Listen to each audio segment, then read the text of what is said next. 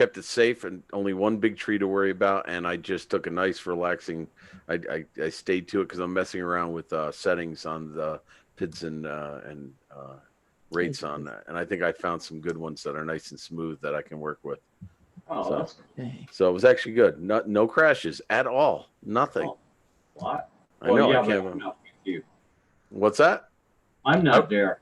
no, but I also kept it safe. I just did some low Oh. level and some nothing crazy.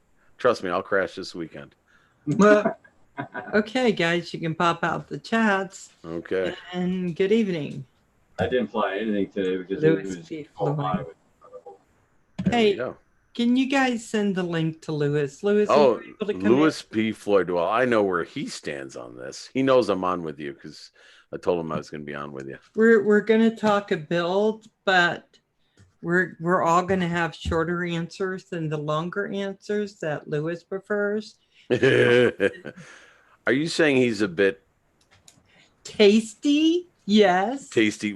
Oh well, Tasty that's a different pudding. thing. That's a different thing altogether. Yes, Ouch. yes. Tasty pudding. I love Louis. We Yeah, got. where did Kim go? But it's okay there. Holy cow. Hey, speaking of flying, how'd it go? Did you ever get your thing set up with Hadley or no yet? Not yet. Not yet. Ah, he's the know. key. He's the key. Unless you can get Lewis to help you, I'm sure he could do it. But I have no experience with that stuff. With Flight 1. It has to be done on Flight 1. Yeah. For Hadley's, yeah. That's got to be a Okay. Flight 1. Well, then I have So did no. you send anything to Lewis? Hey, Michael Banny. Do you need me to send it to Lewis? Yeah. Oh, Just copy okay. what I sent you. Hey, Mike Banning. I'll just Oh, forward for it to sure, him. right? Can I forward it to him? Yeah, that's Let like that work? you. Okay. Hi, Luke Skywalker. I'm forwarding you a link, Lewis. If you want to join us, you might want to participate in this conversation. Hey, Wolf FPV, Corey Mano, Luke Skywalker. I'm just going to There copy we that go. link. Hey, Luke. Hold on, let me go back. Sorry about the shirt change. I'm just trying to find a happy medium. Okay. It's a lot up here. It's not even funny. And you. Hey, Wolf. Hey, Corey Mano. What's up, Corey? Okay, Louis P. Floyd sent you a link. I hope it works. I'm going to try to, in the meantime, I'm going to try to forward it also. Oh, I could have forwarded it here. I found out how to do it. Okay, so Sunday we talked about how to marry the two extremes in droning, you know, the racing drones, and then of course the cinematography, the cinematic drones. And there's lots of ways we can do both, even at the same time, right? Mm-hmm. But now I want to talk about building. Could I ask you a quick question? No? Yes? I'm not looking at the page, but whose channel are we on? Val's. Mine? How come it's not my? How come your live isn't listed here? And maybe you don't have her subscribed. What? Just close your YouTube page and reopen it. It'll probably be there. Yeah, sometimes it does that. It takes a while to refresh. build or not to build.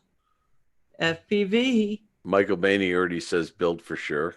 Yeah. Luke Skywalker. I haven't seen Luke Skywalker in a long time. Yeah, I modded you up. IRZ, hey, how you doing? Freestyle is different than a racing drone if you get real nitpicky. But we aren't tasty. Yeah, I'm going to change your name to Puddin'. Well, isn't that what the FPV? Isn't that what the P stands for? Yeah, Puddin'. Louis Puddin' Floyd. Louis Puddin' Floyd. But right. Louis, I sent you a link if you want to join the chat. Yeah, so I've been talking about FPV for about a year. I've been thinking about it, but I'm just not even that good with cinematography and the cinematic drones yet.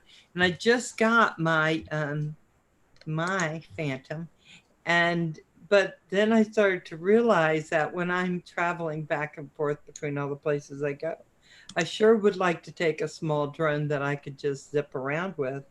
And so I started thinking about how many of us would like to build but haven't built.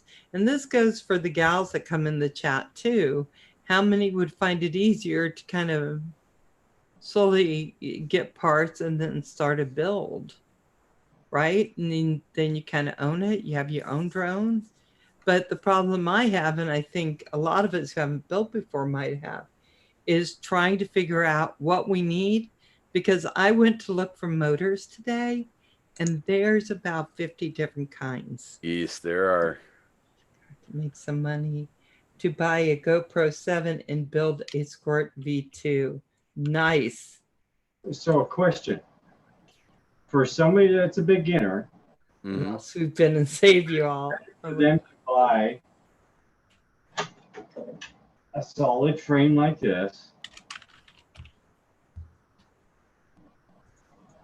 or one that they can, say, break an arm, Yeah, and they what is the replace the best arm. frame? Again, Lewis is giving. I'm sure he's waiting for my response. So that's the way he can come in and tear me a new orifice.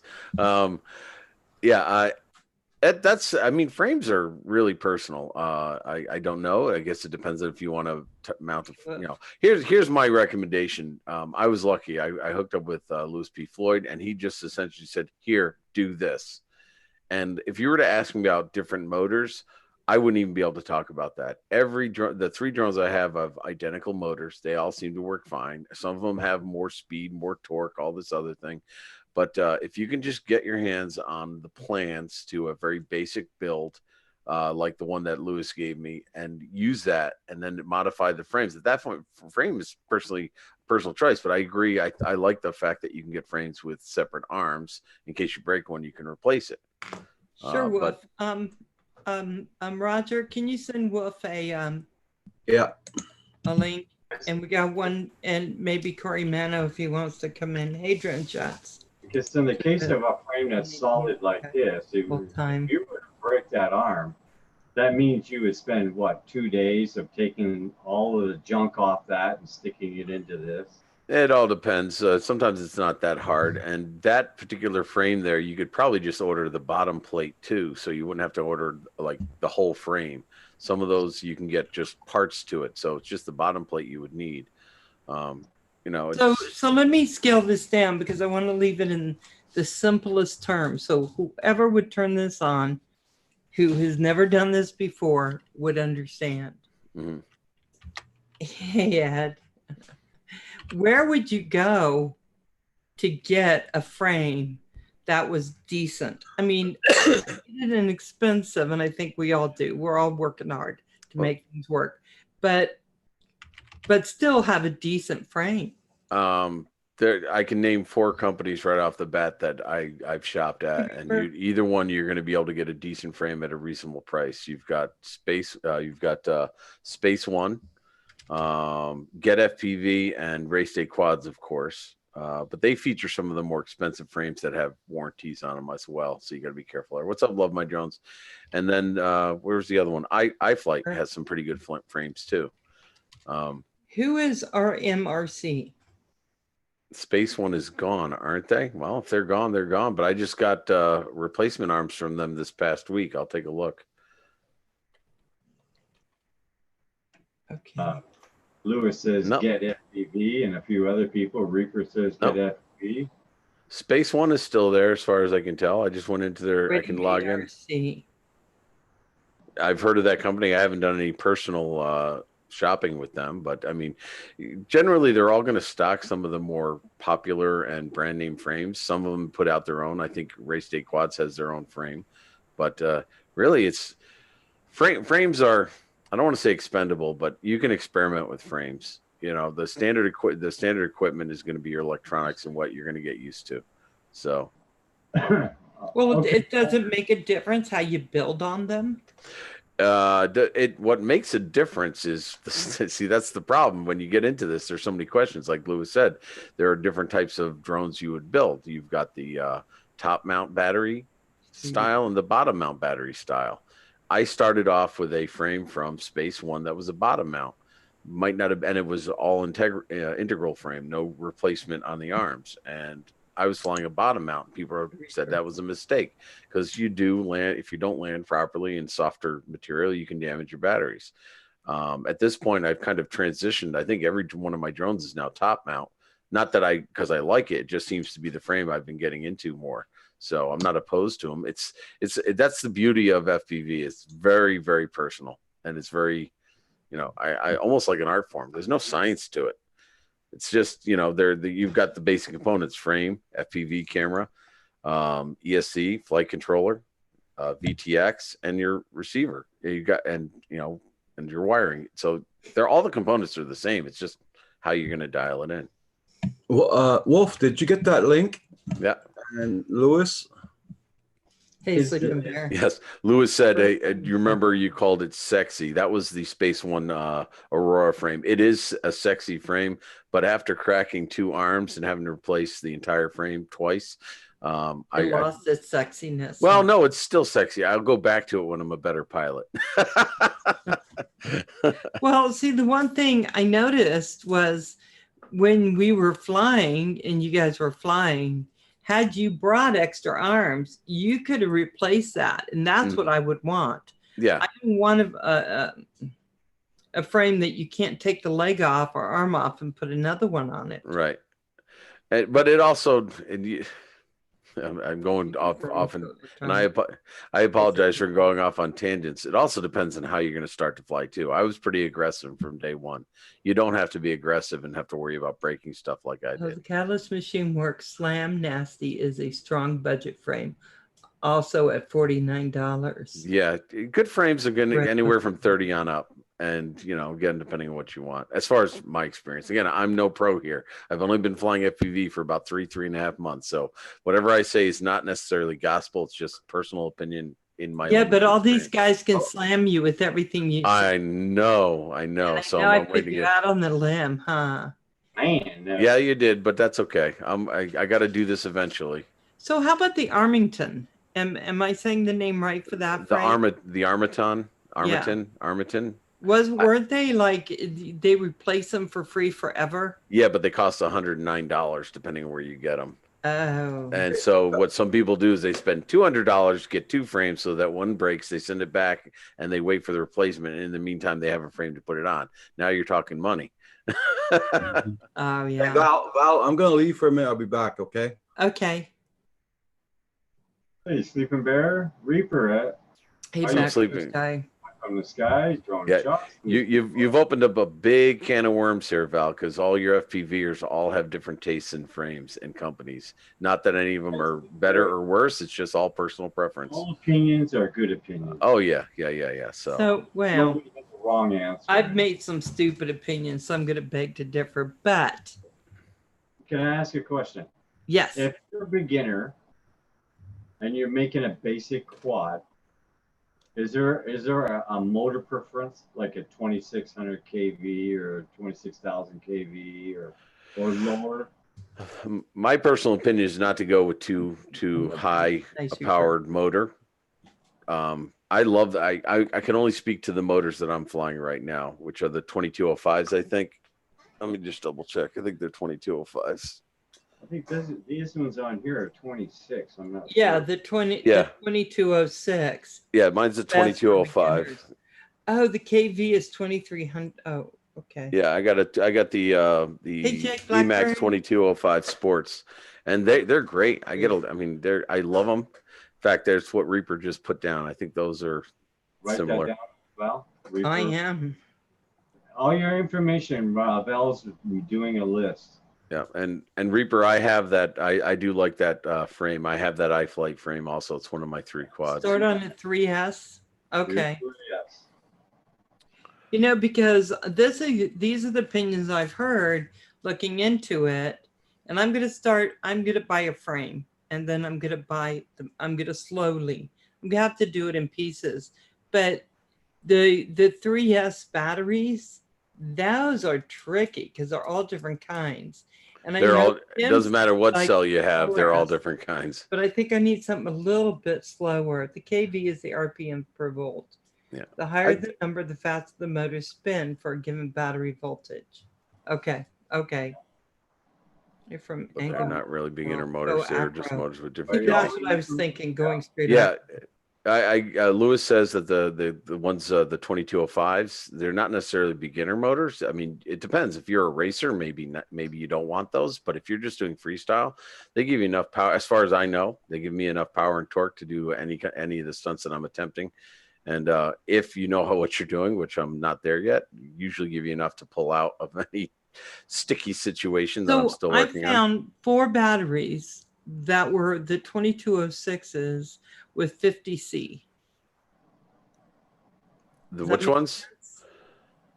They were 56 for 4 batteries and the 2206s, right? The batteries or motors? What are you talking about now? Sorry.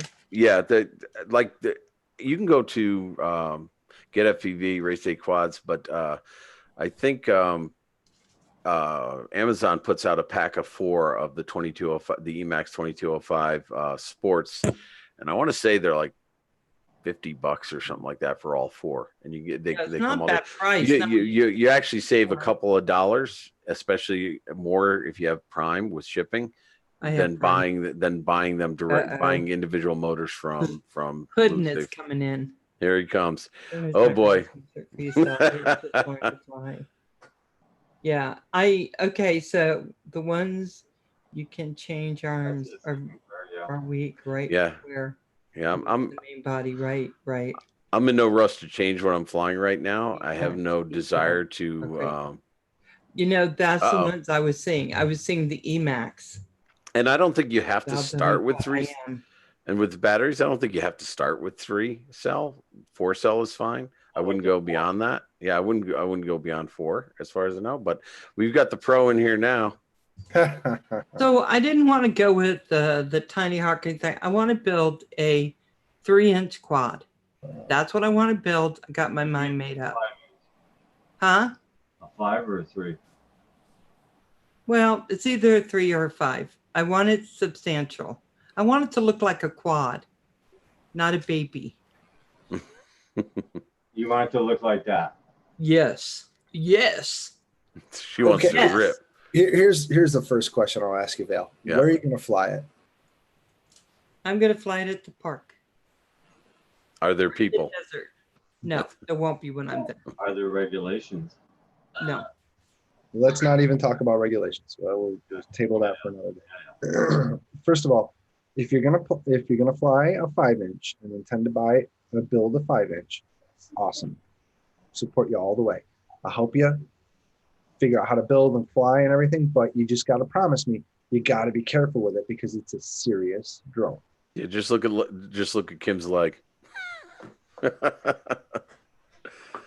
I know he's a one-legged Canadian. He almost became a no-leg Canadian. And that's pretty much how serious they are. Yeah. So you could not only hurt yourself or somebody else with your intent to want to fly and your lack of knowledge is dangerous. So just be careful.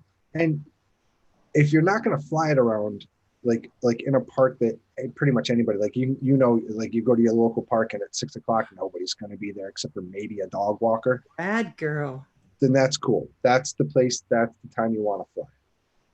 So going back to everything else you guys were kind of saying, going back to like the battery. The batteries are very important. You can, to step yourself down, play with 3S. You can get your feet wet with it. It's going to be lower and slower. You can get a hold of it better than just straight out of the box with 4S. But if you're going into the park and you know nobody's going to be there, I would suggest let's just start you with 4S. You could step yourself up with 3S to 4S, which is fine. But what you want to be careful of, if you're going to pick 3S or 4S, is the C rating and understand how the batteries work. So let me say, go ahead. I was saying the one I looked at was a 50C. Okay, you want a highest C rating possible. That's the current discharge. That's going to be like it's going to go until it can't. That's why that's why, Mark, you and I can pull out of those hairy, sticky situations, and Right, Luke. you know and feel sag, right, Mark? So if you didn't have 100C, and I think you have 100Cs, you would feel the sag on a 75 or an 80. Right. That's the current discharge. So to 80% of the battery pack, it's going to go, and then that extra 20 is going to like let off. All right. So, you know, the C is important because it's going to give you that. You're going to ruin your battery if you're not careful with that. But you time it. That's why you time your flights, and you know how and when to come down. And once you come down off from a battery with that high C or a low C or whatever, you can literally feel the battery, how hot it is. And you can tell when you put it on that cell counter that, oh man, it went below cell count where it's supposed to be and it feels hot. Or, oh, I landed just in time and it's a little warm. Perfect. 3/8 across the board. That's what I want. You know, so cell count and C, you know, in relation to how hard you fly it is important. Okay. Go ahead and ask your questions, because I know I probably made a lot more. Yeah. So what I'm doing, Lewis, or Pudding, as I call you now, what I'm doing is I am trying to read the chat and what everyone's saying along. Yeah, and I'm desperately trying to get the chat back up. So let me go with this a little bit. The 4 is with throttle count. Then you don't need to buy more batteries. Back from the Kai saying 3-inch Acrobat. I have a 3-inch Yapalara. Am I saying that right? It's an absolute rocket. Oh, Reaper. But sometimes we pop out of nowhere at parks. You know what? Well, that's why you have spotters, guys. That's why. That's one of the reasons why you have to be careful with. I'm sorry, but I'm going to school a little bit about this too, because it's a pet peeve of mine.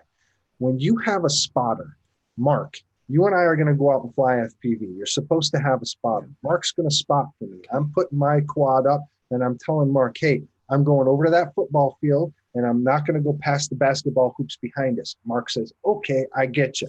What does he do? Does he look at the quad the whole time like the FAA kind of wants you to do? Or do you look at the area? Because the area is what's important. You're looking at the area for people, planes, or things to come into where you're flying, and you tell the pilot, hey, you've got an airplane. Hey, you've got a dog walker. Land. They're over here. They're over there. You're not watching that quad. You can't. It's too small, too fast. So I'm off of my soapbox there. So let me tell you what I saw. Just is exactly what I want to do.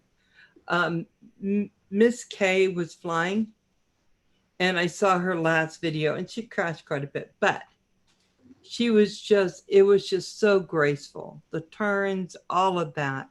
It was, I'm sure not right. It was freestyle. She had a couple gates up she went through, and it was just, that's what I want. That's what I want. You're not looking for quick flips, barrel rolls, twists. You want to do nice cruising, maybe some I just want it beautiful. Yeah. But having said that, once I get used to doing that, then I want that together, right? Because I'm going to want to go to that. But at first, I just want something that is beautiful. So you don't want to do what I did. Well, what you did, yeah, maybe not. And no, I don't want to break exactly fur quads, but I used to try the toothpick class. Damn, it feels like you're flying a 5-inch. That's like, yeah, Lipos will burn your house down. That I've heard. You got it, Val. Yeah, Red Girl. Red Girl. Yeah. So, hey, Mr. Doughboy. So that's what I want. But I'm thinking that there'll be other people who would like to build but haven't built yet. But that's all in your flying style and how you fly the quad. It's like you're gonna go to the gas station, okay, and you get in your car. I slam on my brake every time I get close to a stop sign. I jerk the wheel every time I take a turn. That's the style that I drive. That's nothing about how you built the car or how the car is. That's how you're using it. Whether you're good or bad at it, that's you, not the quad. So the build is one thing, and the flight and the piloting is another. There's two distinctions. Some people are really good at building and suck at flying. and vice versa. Right. And I don't want to suck it either, though that could. Right. You want to be marginal at both, like I am. Okay. You're really good, but go ahead. Centrate. I was going to say, maybe we need to start at the beginning again, what the whole point of the discussion was: to build or to buy. Start there first again. To build or not to build. So for me, I'm wondering, a lot of the guys have picked building. They built, but some have actually, I know, just want to get a quad. They can afford to buy one, fly it, crash it, buy one, right? That's nothing I'll be able to do. I spend a lot of time flying Miss Daisy style.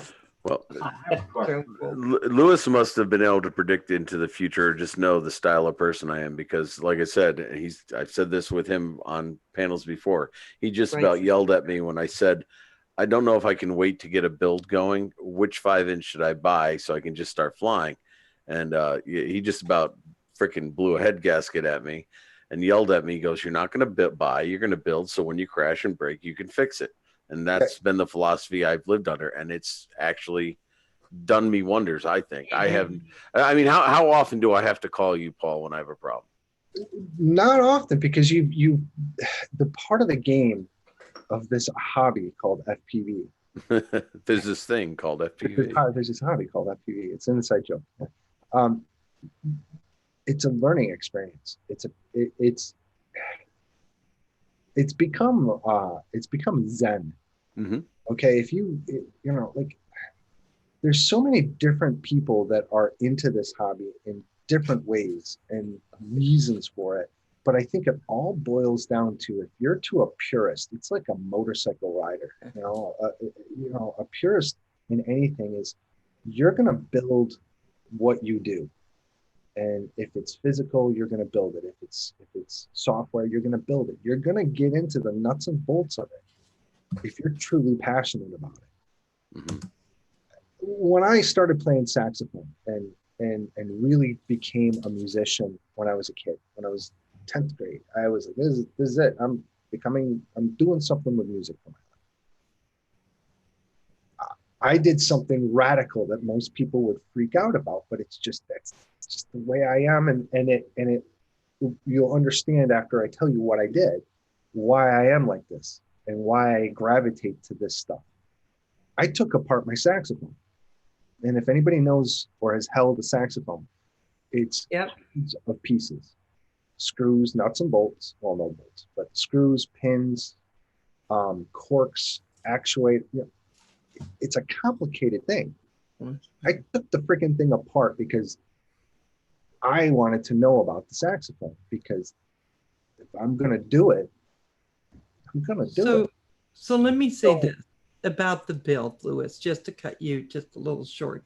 So this is why I think about the build is I'm reading what Back to the Sky says. A lot of people, how many people fix their cars, but they buy them all the time. Well, I bought my first car and it broke down. I didn't know how to fix it. After that, I learned how to fix that sucker. I did not want to be on the side of the road in a car. I just said this to my friend. We were having a discussion today. And I don't know where it came from, but it was like, well, my friend Rob said, yeah, I used to think myself a pretty handy guy, when it came to cars. Yeah.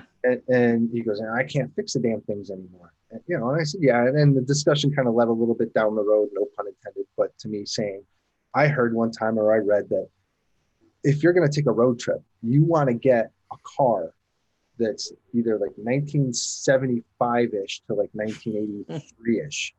Because if you break your ass down somewhere, most mechanics can fix that car. Most mechanics and garages have those parts. Yes. So it makes sense that, or if you know what you're doing and you can do it. There's no computer scramble. There's nothing software-wise or anything that you can't get your hands in and get greasy on. And that's kind of where we are with the drones right now, except for the programming side, which is a learning curve in itself, with tuning and understanding how it works. God forbid if I had to do it on a CLI line or through DOS or like code it myself. like some of the programmers are doing. They made it easy for us in our quads, but it's still complicated. So let's slip back It's a all little in the bit. build. I'm going to go right back to it. It's all in the build. Yes. Build. You're going to have understanding of flight, whether you're going to become good or not, from the build. Back from this guy wants you to ask me, and I'm going to cut to the chase. He wants me to say how much I spent on my first build. Yes. That's something. Okay. Now, again, you got to take my personality into account here. When I do something good or bad, I go all in. And if I'm going to buy something, I'm going to buy the best I can afford at the time. So when I say the amount of money I spent, it doesn't mean that's what you have to spend. I'd say on the quad, anywhere from $270 to $300. That does not include a high definition camera mounted on top, is what I spent on the parts. Now, knowing full well that it wasn't just about buying parts and a soldering iron, you know, I bought the soldering iron, the heat gun. Yeah, you don't even know about the peripheral stuff that you. You know, I already have all that, and I got you know, boxes of 3M screws, shrink wrap. I mean, a lot of stuff that you don't realize you're going to need eventually. I stocked up on it. So if I were to put a dollar figure on everything I bought to build my first quad, it was probably close to $600, but 300 of which was a one-time purchase.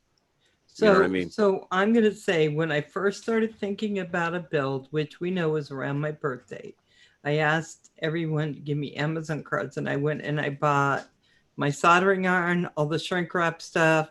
I have a bunch of the flux. I have all of that. I have all of it ready to go. Mm-hmm. So that's already been purchased. So if you got the tools and the supplies, I have the tools and supplies because I knew I was going to have to get and be comfortable with just having them. I'm sorry, because I'm a little bit like that. And just start thinking, okay, I got to use these at some point. You know, need to solder right away. I did $15, get you a good kit. So I did a little bit more than that, but that's okay. I got the stuff I wanted. I think that there are people out there who will always want to just buy it and not know how to fix it. And I think that's perfect, because I think that's just a good deal. If you can do it, then that's definitely what you want to do. Yeah, soldering is a skill. But here's the thing. Yes. Literally, here is the thing. I have kids come to me with the toys. Mr. Brown, you know drones, right? Yeah. Well, can you fix it? My motor doesn't work. I said, I don't know. Let me see it. Most of the time, I can fix even the toy drones now, because I've learned. Don't be afraid or adverse to learning how to do this. Be bad at it so that you can become good at it, and you have learned. Now, the moral to that story is you've got a drone. You just bought a $200 piece of crap because it was in your budget. You could have spent the $300 and learned how to build your drone, but you bought your $200 pieces of crap. The Ishin Wizard, let's say. And I know I'm probably going to get a lot of haters on this, and you fly it. And they didn't solder the VTX right. And Mark, you know about this. One of the wires popped. You can't get to it because you don't know how to open up the quad and fix it. And it's literally a 3-second solder touch that will fix it and put it back up in the air. Now you get a knucklehead like that, says, I don't know what to do. And I've been out and I've tried to help people like that and say, okay, you know, locally, come on over to my house. I'll look it over and I'll fix it. And then I fix it and they're amazed that that was it. It's so easy. I said, well, let me teach you how to do it. Mark, you're not my first. I know. Okay. Okay. No notches on the belt talk. Okay. Go ahead, Centroid. Okay. No, actually, there's an anecdote that I'd like to share. That it was like one of my first issues. I lost camera signal by getting my OSD through my goggles, and I couldn't see through the camera. And before I tore the whole thing up, and this is what's cool about the experience and learning how to do it, because you know what wires are in there and where they go to. I called Lewis up because it was like one of my first repairs. I'm like, I think I burnt the camera. The first thing he did was he goes, "You see the wires coming out of your camera?" I said, "Yeah, barely." He goes, "Get tweezers and gently start to pull on them." And wouldn't you know it, the very first wire I gently pulled on was the signal wire, and it was detached completely. That was a quick diagnosis, and it was a 5-minute fix. And I thought I burnt the camera. So I mean, these are the things you learn, and that could even be fixed in the field. So these if you buy a drone and don't know how to fix it, and that happens, and you don't know what the problem is, then you wind up either waiting, trashing it, or sending it in to get fixed, and then spending money on it to get it repaired, and then God knows how much you're going to spend to get that repaired.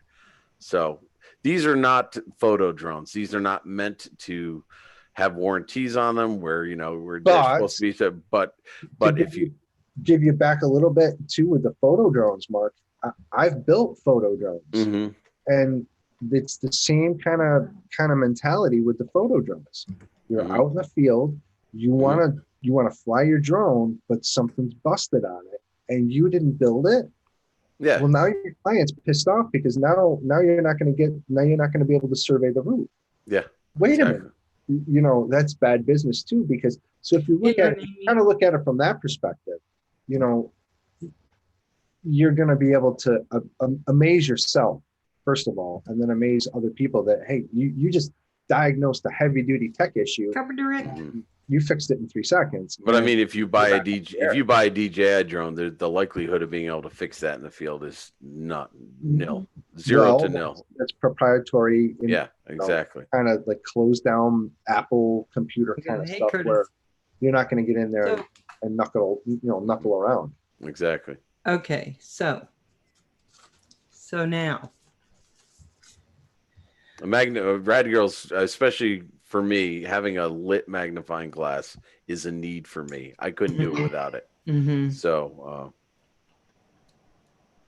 So I have some lit magnifying glasses too, or at least a light attached to it. Hey Steve, how you doing? So DJI coming out, yeah. Hi. Williams. That was I'm just passing right past that. Hey, Val, is this an inappropriate time to unveil your logo for your FPV channel? Oh, my logo? Yeah, go ahead. Am I allowed to show the logo that you'll have, or at least this is the prototype logo that Val's going to have for DJI on her FPV. For her FPV. Puddles. Come on, Val, you gotta do it. Yeah, it's not going to say DJI. I like. What's my head under there where the DJI symbol? Yes, it's going to be Centrite, our fur ball. Oh, that'd be cute. Trying to get out. I gotta say, I kind of stole that idea from Baduga with his Calvin. I know. He's gonna come on here and go. So I can't say it's my idea, but I thought it'd be wonderful if she's gonna have puddles. Yeah. That'd be so let's just assume, though I know there are people in here who don't agree with this, because I know there's some people who do believe just get to the fly-in. You can get to building because building takes a while. And building for me will take a while because within my budget, I can afford to get the motors and then I got to wait. And then I can afford to get like the VTX. Then I got to wait. So then you take Mark's route. You use the simulators. Play with the simulators. I don't think she plays on the sim as much as she should.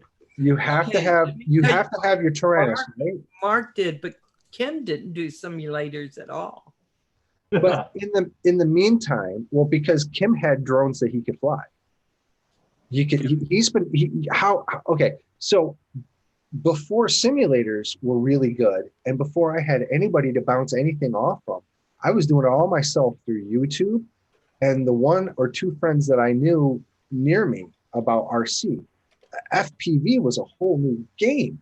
So I had to get all of that figured out too. And at the same time that like Tiny Whoop was kind of being developed, I was doing the same damn thing, buying the toy grade drones and putting security cameras on them and learning how to fly FPV inside my house. That was my simulator because I knew once I got my drone from Flight Text that I wanted and fixed up and built. And it was a long, a budgetary kind of a thing. Now it's all gone out the window. But anyways, I was learning how to fly because I knew that once I built my drone, I would be able to fly it or start to really be able to get into flying it and know something about something before I flew the thing.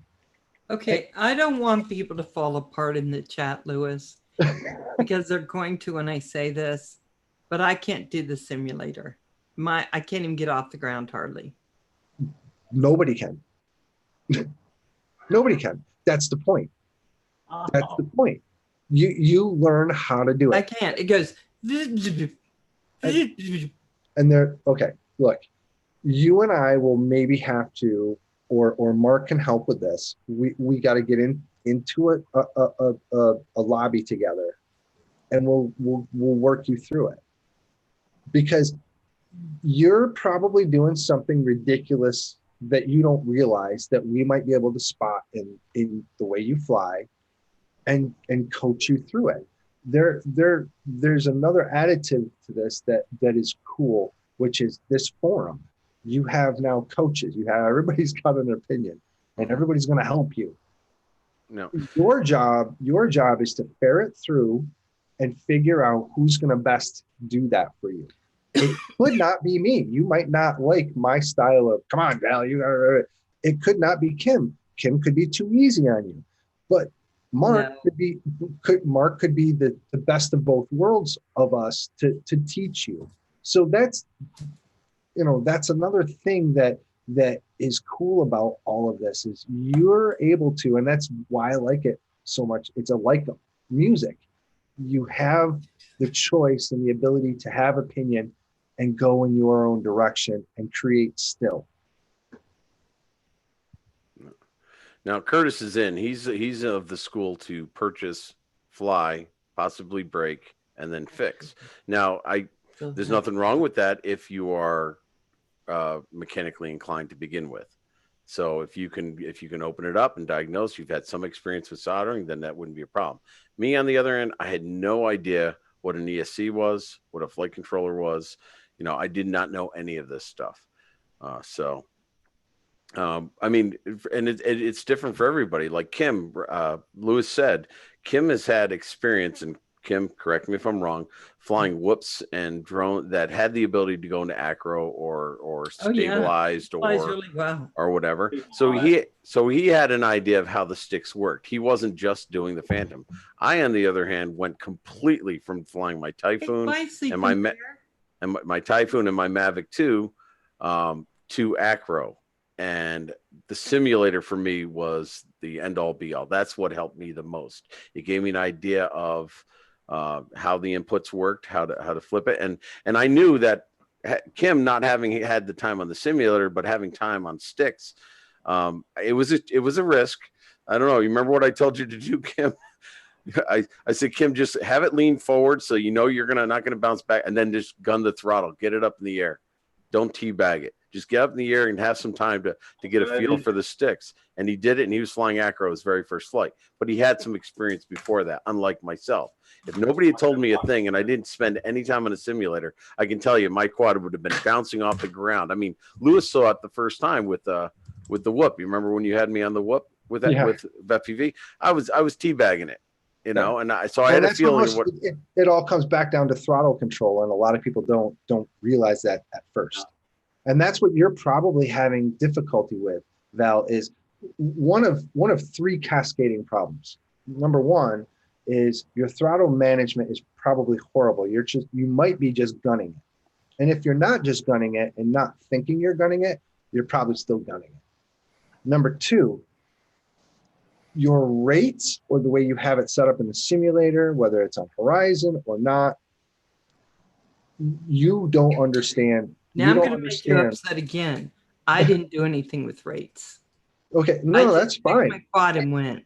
And neither do I. It's a big secret. Tuning a quad right nowadays with the way that they're coming out, you really don't have to mess with them unless you're really, really intent on not seeing that wobble when you flip. Mm-hmm. But anyways, you didn't do anything with your rates because you didn't understand anything about your rates. Right. Now, or excuse me, the PIDs or the rates. Now the rates, excuse me, I should back up. The PIDs and the rates are different. PIDs, excuse me, are that wobbly thing, or you're keeping everything in line. It's like your cruise control on your car.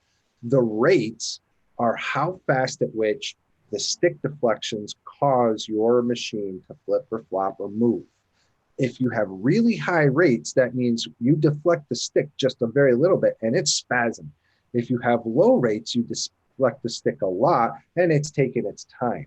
Somewhere in between is where you want to be, where everybody's opinion is. I like high rates, I like low rates, I like this, I like that. So if you're starting out, just starting on the simulator, those rates are probably jacked up.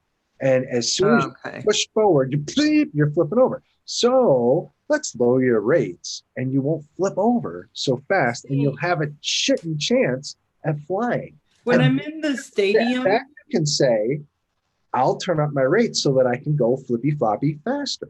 And I'll say, go for it because I can see that you can fly and have control. So when I'm in the stadium, I can fly that. Okay. When I'm in the desert, I fly up and it says, "Oh, you're out of range," and then I'm like, "What the hell? I don't even know where I am." Because you're throttling it all the way up and just flying to the moon. Yeah, pretty much. Yeah. So lack of throttle control. Yeah, I'm sure that's it. I'm sure it is. You know, I'll tell you something. I didn't know how to put a door in. It would have been probably, in the long run, people said it might have been cheaper had it just had a door put in.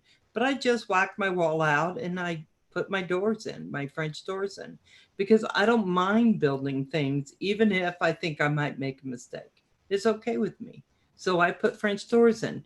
I've done a lot of work like that. So I'm okay, guys, with building it, flying and deciding, maybe it's not for me. I'm okay with that. It doesn't matter to me. Okay, so that's not a big thing for me. Then don't be afraid of building it, flying it, and liking it, and then crashing it. Because guess what? You're going to break your quad. You're going to have to spend money. No. You're going to break your quad, and you're going to have to spend money to fix it. Not. Everybody crashes and breaks their quad. Ask anybody in here if they haven't crashed. Yes, I'm going to be crashing that a lot. Yes, I know. So that's a part of it. And that's one of the boundaries that people are always, I don't want to spend so much money. Well, guess what? This is a hobby. There's this thing called FPV. And again, we've had this chat before. I mean, I one of my previous hobbies was scuba diving. Do you think I spent a little bit of money on that? No, I went all in. I spent a lot more. You went all in. Yeah, I went all in. So it depends. If you think you're going to do FPV and it's going to get on your nerves and you're not going to want to work at it, then you almost want to just cut to the chase and say, yeah, I'm just going to stick to my photo drones. But if you want that rush, if you want that rush, if you want that experience, you want that education, you want that feel, then you're going to accept the fact you're going to spend some money, you're going to build the quad, you're going to crash the quad, you're going to fix the quad, rinse and repeat. And you know, I used to laugh at the saying that these guys always said, if you're not crashing, you're not flying, and that didn't make any sense. But I learned from those crashes. Corey Mano will exactly say and back you up, Mark. I gotta interrupt you, and I know I'm a bully. No, I'm pretty much done. Go ahead. He said you learn to build, so crashes don't break stuff, LOL, or break stuff less. Now I'm gonna speak to that. I crashed a lot. I still crash a lot, but I crash better. Yeah. I don't crash as hard. I don't, and my builds are better because I've learned from my crashing how to build better. You don't just let the antenna flip and flop around like that. You secure it. Yeah. And the crashes aren't from not being able to control the quad. The crashes are from trying something out of your comfort zone. Well, at first, for me, no, I mean, right now, for me, most of my crashes are because I'm like, let me try this, and then shoot. but a lot of my first crashes were technical issues, were build issues and software janky issues, where it wasn't as streamlined at first. So I broke a lot of stuff because I had the roll of death. I'd be flying, having fun, roll right, roll left, backflip, dead. Yeah. Why? How do you fix that? So, and then, I'd ruin a GoPro, or I'd break a frame, or, and that was frustrating, but because Yes. you wanted to do it, I had to keep doing it. And you power through it. You manage to get some more stuff, That's and you fine, build it yeah. again. Well, Curtis says building is a big barrier to entry. It depends on if you don't have the money for it. If it's really the budget that's the barrier, more than anything else. Yeah. So I mean, you can totally budget and get, like, look, I presented for you, Mark, the quad that you and I built for first. What was it? $140? Yeah, was it a 3-inch, right? On the channel.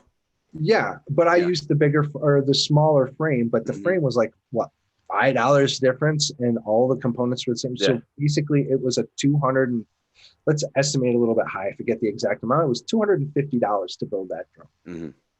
What costs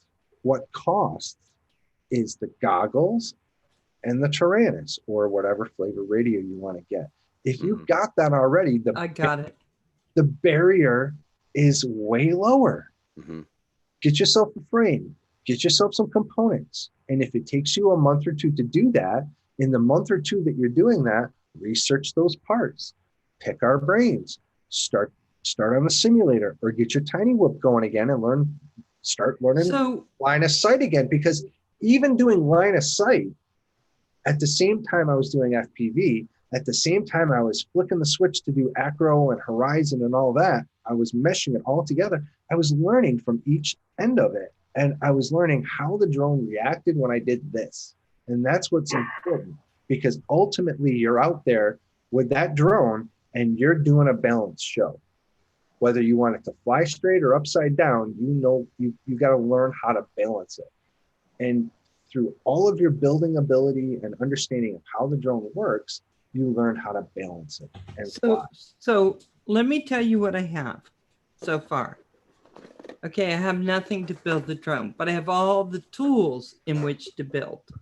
Okay, then I have my Tyrannus, I have my goggles, all that I have, right? Build a drone. I think I'm ready. But do you have to know how to fly to build?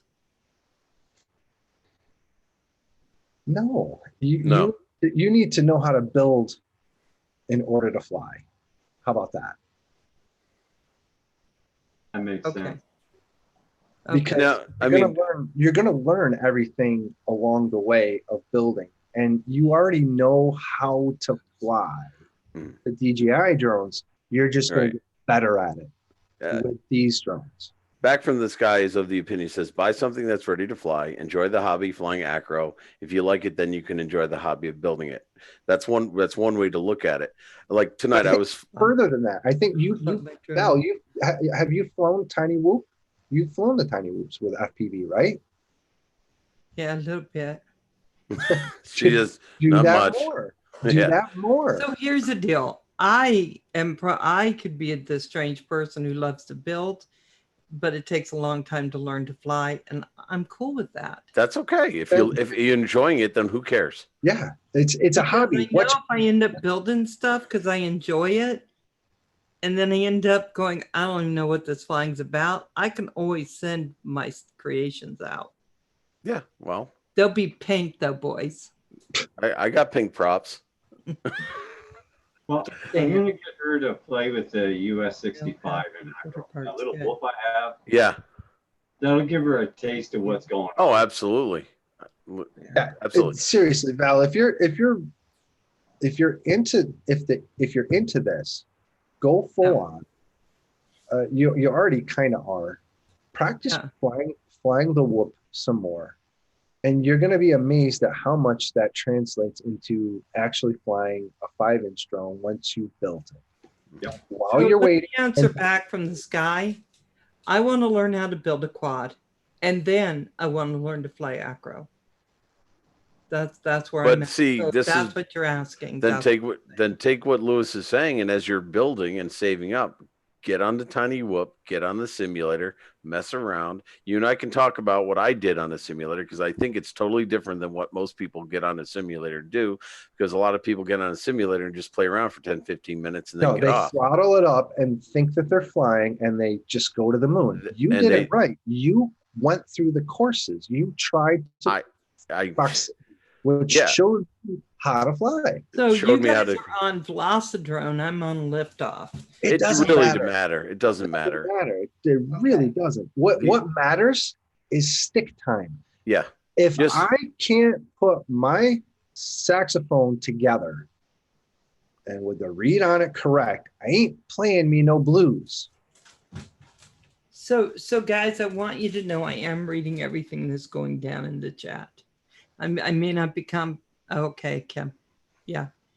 I am hearing everything you say, or I'm reading everything you say, and also trying to listen. And you can tell when it's really technical, it takes a little bit more listening than I used to. But I'm trying really hard. But I think the technical ability that you're looking for and trying to struggle with, everybody struggled with that. When I walked in to buy my first lipo into my defunct RC store that only did RC cars and planes. I mean, hell, I asked when I got a little bit more knowledgeable, I went back in, I said, hey, do you have this type of motor? And the guy said, yeah. And I said, well, all right, cool. That's awesome. Can I have 4 of them? He goes, 4? I don't have 4 of anything. Right. So when I asked my first time for a battery, he goes, whoa, what milliamp do you want? What milliamp do you want? What C rating do you want? What kind of, do you want a Danes or do you want an XT or what? I was like, have a lipo? Back from this guy says, how many people here learned how to repair DJI drone before they bought one? That's like comparing apples to oranges, wouldn't you say? Yeah, I mean, it is. It is. I'm in agreement. I mean, he even said earlier, everybody buys a car before they learn how to fix one. Again, that's a need, not a want. You know, everybody needs a car, generally speaking. And I still go back to, and I'm going to upset everybody by this saying this, you're not flying the DJI drone. Right. You're not, it's really somebody on the chat. I think it was the chat you had the other night, Val. Somebody, and this is not me saying it, somebody was distinguishing between people who fly, let's say, a DJI Mavic 2 Zoom, which I have, and somebody who flies acro drones. They refer to somebody flying a DJI drone as an operator, and somebody who flies a quad acro as a pilot.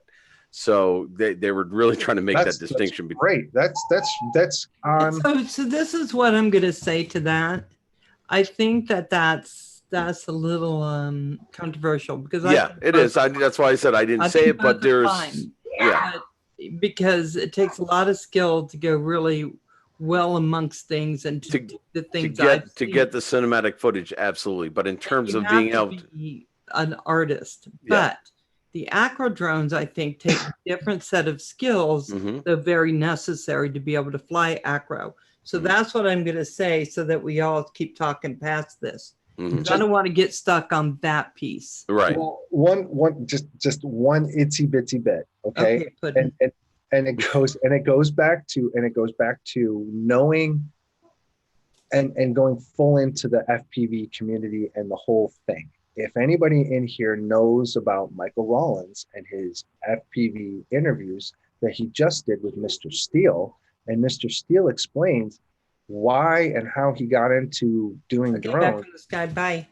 One of the things he said, Mr. Steele said, was, okay, I didn't think racing drones was going to give me the bills, pay me the bills, but I didn't, want to be, like a DJI, insurance agent kind of flying roofs, but I wanted to do cinematography. And I didn't think people would see the drone, the FPV drone yet as an art form. So he said, okay, DJI is the thing. But he still went back to the FPV because he said, well, if I'm going to be the best thing that's going to pay top money that people want, I'm going to learn how to fly so that I can put that DJI in the tightest spaces that nobody else can. And he didn't do that with a DJI drone. He did that with an FPV drone because Right. he wanted to learn how to fly. Most people anybody can fly a DJI drone. You A would, 3-year-old well, can fly a DJI drone. And I don't Doesn't mean they do it well. They just can fly it without crashing it. Exactly. Okay. And it's all in the software, and it's just a different platform. And I like me some nice cinematography drones. I like the abilities and the applications that those autonomous drones will afford for us. But it's not piloting an FPV drone where you're flying it, you put it upside down, and it's going to stay there until you, the pilot, correct it. Here's the difference I see it as. If you're up in the air and you panic with a DJI Mavic 2 Zoom, which is the only DJI product I have, if I let go of the sticks, it's going to stay there, hopefully out of trouble, and then I can recover and bring it. Now, there's some piloting skill in that, knowing how to react. Of course, integrating how do you work with the controls for the gimbal and the camera and the exposures, because I know Curtis said something about that. But let's face it, whether you're in acro, horizon, or stable mode with FPV drones, you let go of the sticks, you're down.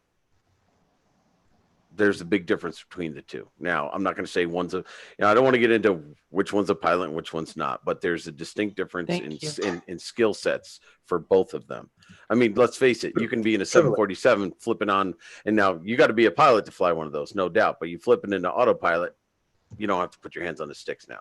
So, I mean, we can have that argument back and forth, but you're not going to get away with an FPV drone with what you can get away with a Mavic. And I'm not talking about doing good photography. I'm talking about just piloting. I can't hit a button and have my FPV drone land safely in front of me where it took off. Yes, you can. Well, not the ones I have built. But yes, you can. Eventually, I can integrate that, but I don't. Right. You can put GPS on it, and you can, all of that. Can be built into it. Right. So, guys, I'm gonna pull us away from the argument. Okay.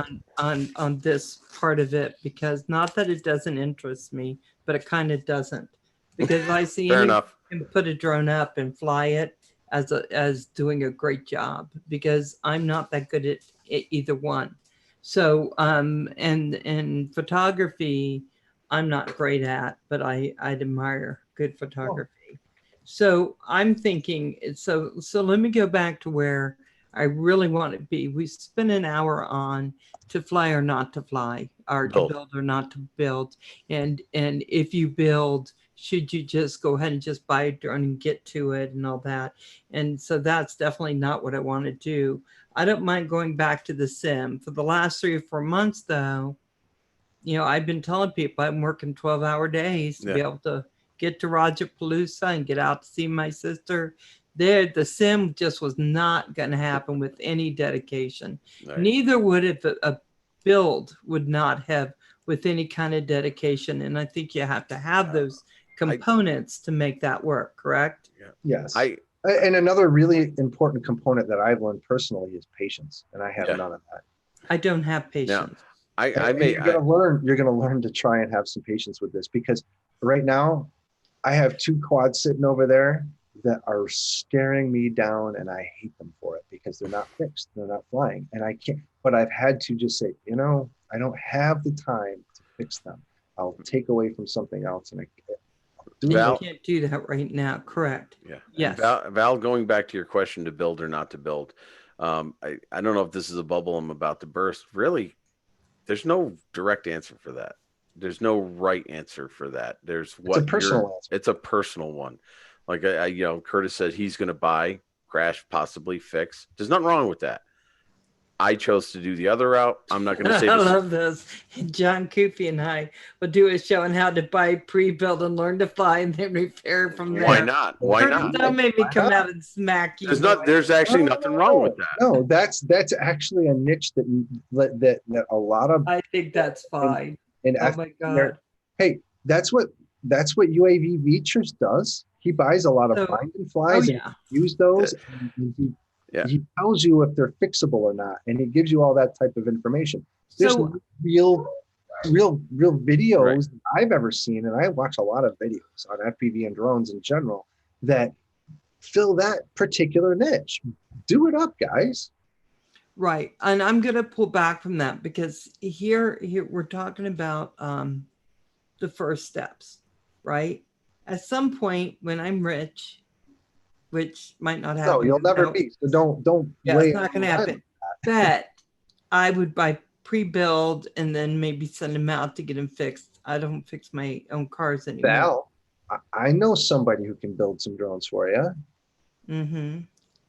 But come on. I want to build. I just so want to build. So let me just say I'm going to answer the question. For me, I want to build the quad. Yeah. And then I want to go out and I want to crash that sucker. Then you got the right mindset. And As long as you're not gonna, fix I made Kim promises. As long as you're not upset the first time you crash and break something, you No, know he it's was coming. okay. And Yeah, he was good. you'll probably get upset at me for saying this, but this will save you in the long run. When you decide to start buying things, buy things and an extra thing. So if you buy 4 motors, buy 5. Mhm. If you buy a VTX, buy 2. It's going to double everything. No, I think that's absolutely essential You're because not going to be waiting on parts that like let's say you buy a VTX and it busts on you and you break it, and now that VTX is out. You don't know how to, it saves and it streamlines things a little bit. Or at the very least, if you're not going to buy 2 of everything, that buy 2 of some stuff. Mhm. Like motors or the breakable parts. And for you, I would say for a frame to kind of put to bed the rest of that, buy a frame that has replaceable arms. Oh yeah. Buy a frame. Well, don't buy a unibody because you might not want to get as sophisticated in building that unibody yet, because when you break it, you buy that unibody and you just take all the parts and put it on another unibody, which is pretty simple to do too. I want the arms. But yeah, that's what I heard. She saw what happened last weekend. I saw what happened last weekend. Every quad they held up had a dangling part. And I thought, oh, holy hell. Yeah, Kim. The hands of shame. That's what I'm going to call it now. When you crash, you do that. But hey, all things considered, Kim did a great job. What happened when you flew? Who are you talking to now? I was just showing the hands of shame. When I buy motors, I buy 5. Yeah, I think that's what you have to do. 1-inch sensor on an FPV quad. Just saying. Hasselblad. Okay. Okay. There you go, Kim. There's one of them right there. Yeah, right. Oh, that's it. Rub it in. Hey, dude, you're the one that actually cost me the less out of this trip. I'm the one that burnt out an ESC. These arms are like $6 a piece, if that. They were like $12 for the. I don't think that's bad. So that is nothing. I burnt out an ESC tree landing. So I spent more money because of my crashing than yours. So don't even. I'm not rubbing it in. You were nothing compared to what I did. So yeah, can you do a barrel roll? But you I had faith in you. I had faith in you, Kim. Nice, John Coopy. So let's talk. Let's just talk practical nuts and bolts now. Okay. So when you go to build, and let's say you're going to buy your parts one at a time because your car just broke down and you have to pay for that first. I'm just saying if that should ever happen to anyone. So you take your money and you buy the frame first, yeah? Yeah, nothing wrong with that. So is your Don't question? act all weird. Do you buy the frame or not?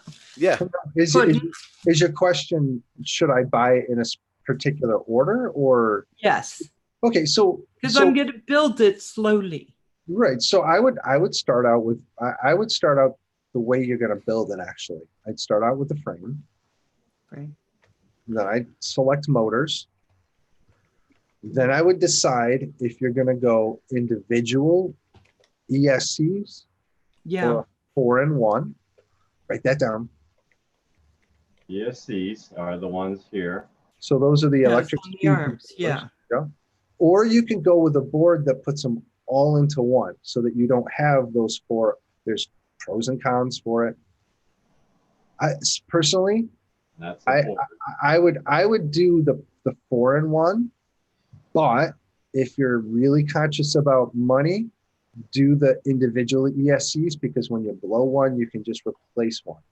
Where if I blow an ESC, I have to do some funky magic stuff to make it work, or just buy a whole new 4-in-1 ESC.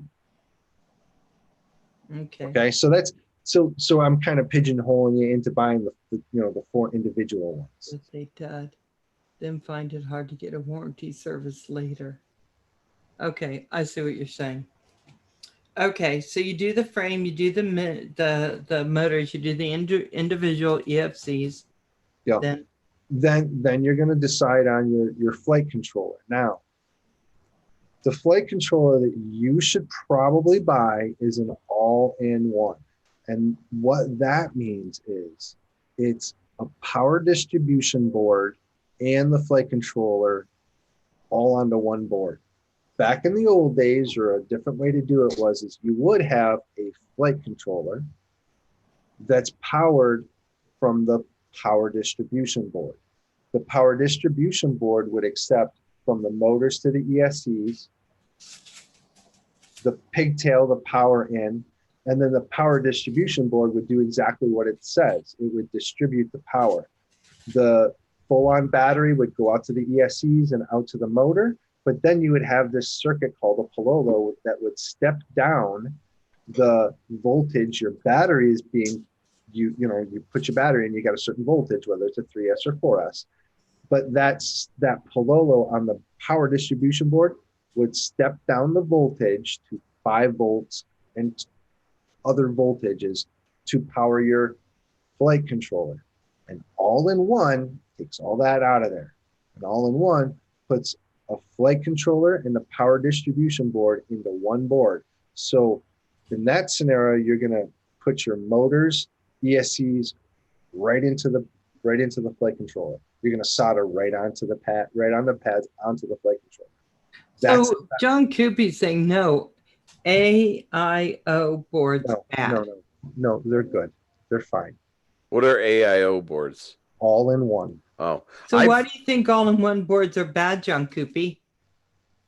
The light is connected to the thigh. I've only burnt out one board in the many packs I've flown in 3 drones, and I don't know what that would mean in terms of ESCs, how many I might have burnt in the process. I only have experience with the AIO boards, and I find them very easy to work with, very easy to get set up in the software that you have online. I have no problem with them. I've only replaced one in their 55, depending on which one, is like $55. Sound about right, Lewis? It's like $50 something. Yeah. So it's a philosophy. The all-in-one board is the way you want to go. For a build, it's easier. I'm not being disrespectful at all. The reason why I'm asking why he's saying no is I just want to make sure I have all the information. Mambo stack or radio FC stack would not go for all-in-one PDB NFC noise issues with 2 all-in-one boards. Okay, so John, which 2 boards have you used that have given you problems, and did you put capacitors on them correctly? Because you using specific boards that carry certain voltages and mix and matching with all of the stuff that we do with the ESCs, you have to know the power and the voltage and the amperage that are going to be traveling through everything, which is going to cause noise in your FPV feed. The way to take that noise out of your FPV feed is to put caps on it. And a capacitor basically takes all the extra energy that's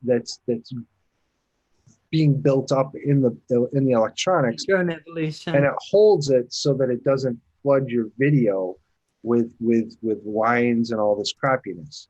And there's a way to also to shield your video without using caps in just the way you twist the wires and when you.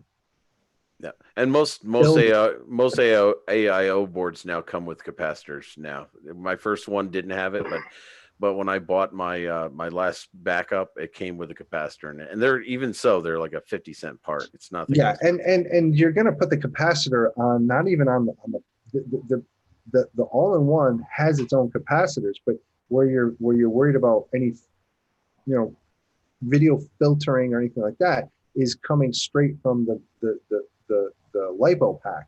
And you So want I'm just gonna say something for a minute. sorry. So you kind of lost me and all that for just a minute.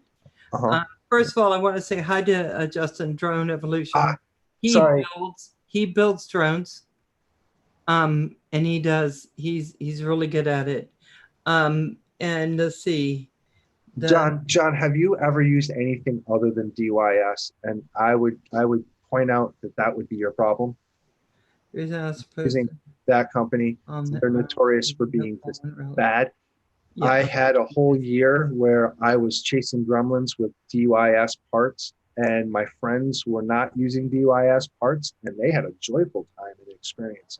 And I was dead set, no, I'm going to stay with this company. That's one of the problems that I've learned too to overcome.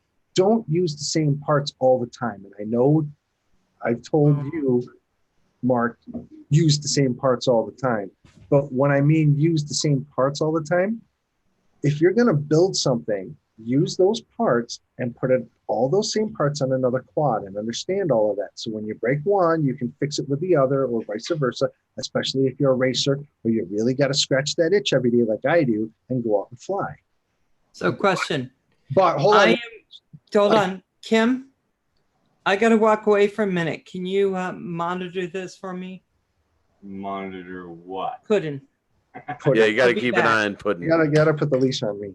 But the thing, my last point is the fact that you have to, oh crap, and I forgot it now.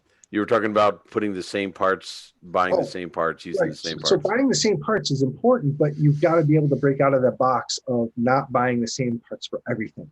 Right.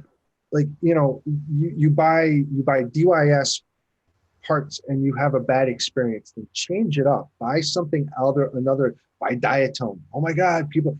I've had good experiences with Diatone. Others have not. I've had horrible experiences with DYS. John, maybe you had great experiences. But the idea is you got to change it up and not chase gremlins, because if you find a part or a manufacturer that you might have just gotten a bad batch, get away from it and go somewhere else and buy other parts. And again, that's going back into having some money and doing it. And I'm a teacher and I don't have money. So I'm very careful with how I buy and what I buy and why I buy it. And I like to buy parts that just work. And that's why I kind of stay with certain parts that I have, but I'm not opposed to experimentation or getting away. If I have some parts that come back, like before I went to the 4-in-1s, I used regularly ESCs before the DYSs, favorites all the time. Optos, D-Shot. And then they started to be bad. I got away from them. It was my go-to, but I moved on. So don't get locked into one brand. I mean, I just started branching. Don't go hype either, but don't get locked into one brand. I mean, I just started branching out. Exactly like you said, I got into my comfort zone with it, and I started experimenting. I tried the Foxier Mix 2 camera for the first time. That was totally 180 degrees from what you had me using on my builds, because I wanted to try something different. So, but I did have to call you because I wasn't sure how to wire the board. But you set me up straight on you like that one better, right? I like it because it's more cost effective. I don't have to worry about crashing GoPro Sessions on the top of my quad now. Right. So for me, it's a possible fix at this point. Right. And John, I don't mean to be seem arrogant or anything, but I've invested more than money into this, and I know what I'm talking about, and I try not to expunge the fact that do it this way and this is the only way. You know, Mark, we've had that conversation. Yeah. I'm not about that. No, I'm about just giving options and trying the best to get through the problem solving and the critical thinking that you're going to have to do, because cascading problems is a thing, and that's a bitch to overcome, because when one problem is fixed, you could have had 4 other ones that you didn't even know about, and you're not even sure the one problem that fixed is really fixed. John Kuby says he's really happy with BrainX FPV Radix stack and the Mamba stack. He's not really sold on AOI as the only way to go for all freestyle. It's a preference. Right. Now, John, I don't do the stacks because I'm a bit uppity and I like to build my own. I build stacks. I've done F4s. I've done F3s back in the day. I even worked on CC3Ds, which were ridiculously stupid. You had to use LibraFlight, if anybody knows that, and CC3D programmer. Horrible stuff. I used Naze 32 for a long time. I would still go back to a Naze 32 because they're good. They were tuned well, and they're really, really, really old. And everybody was, oh, how could you live? You know what? I fly really well on Naze 32s. I still have a couple of quads with Naze 32s. That's the flight controller without it all in one with an individual PDB, a diatone on Cobra motors, old school. And that's one of my best flying quads. Okay. It's just, you know, it's just what flies, what goes well. And if you don't have problems, lucky for you, go out and fly. Because that's what I totally want to do. I get off on the building. I love doing that, but flying's where it's at. Making the cool video. Case in point, here's Kim's squad that I've put a new VTX on. This has got individual ESCs, and that flight controller is all in one as far as power distribution and everything. I had no experience whatsoever. I learned a lot on this thing. And ask Kim, I think I have more fun flying this than my own quads. This thing is a freaking hanger. This thing hangs like there's no tomorrow. I love this little guy. Which actually, I need to pick your brain. I can't get one of the nuts off of a motor to change a prop for him. I cannot get it off to save my life. You know why? Why? Let me see it again. Pull it up. Okay. And it's motor 1 right here. He's got the. It's reverse threaded, brother. It is. Why is it reverse threaded? Because back in the day, that's what they did. This was a 2205 non-sport. Is it black? It's black. Do you have silver on there? No. This is careful. This is not. This is the one with the pins on the bottom that I don't like. You know. Yeah, I know. Do you see the silver nuts on the other ones? I see. There are 2 silver and 2 black. Yeah. Try turning that backwards right now. Okay. Well, no, we'll do it later. Let's see if do it now so that I'm now we're all waiting. No, I'm not giving you the satisfaction. Now we're all Well, I'll do it if Kim wants me to do it. Do it now. Yeah. That would happen. That's what I was thinking too. I want to see him go ahead. I want to see how this works. So while he's showing us that he was talk about old school there, going reverse thread. They don't do that anymore, do they? No, they don't. See, I'm new to this, so I just learned something new. This is old school. I wouldn't have known that unless I built quads. Thank you, Edra. Well, now I know that there's a possibility that it's reverse thread. Now the problem is I might not get it off now because I tightened it up so damn much. Try the other one. Oh Lord! Oh my God! But I do have to say this, Louis, and you're going to get mad at me. I did have to. You were mad at me the first time I went to use my pliers on my motor. Oh, so, I love those things, man. So I had one. I have one on Louis. He thought I was putting actual pliers. She's like, "What are those?" I'm like, "Prop pliers." He bought me a pair. I use them all the time now. I love these things. My little hands. Thank you. I would have. If you put a pair of pliers to a soft. I was like, he was like ready to yell at me. I was. So guys, Adrian is saying actually some pre-built quads still do reverse threads like these. Yeah, the Wizard. What did you see? Do you see it's twisting? What's twisting? What's happening? Without any effort whatsoever. There, see. Yeah, it was reverse threaded, and there wasn't enough thread for even me to even look at it to see it. Yeah, Centroid, you're welcome. For what? Well, I brought this together, and now you know how to do a quad. You're welcome. I'm hoping I didn't. Should go out. Well, actually, I'm hoping I didn't strip it trying to. Out on top. I'm dropping the mic.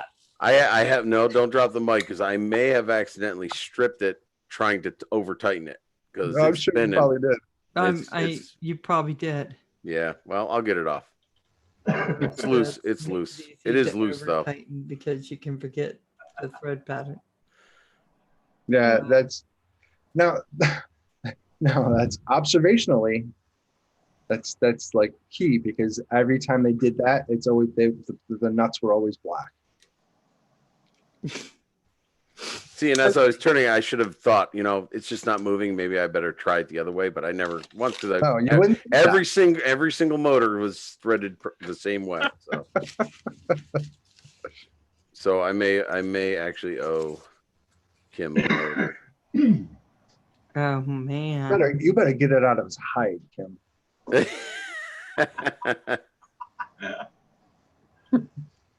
Yeah, But that's good.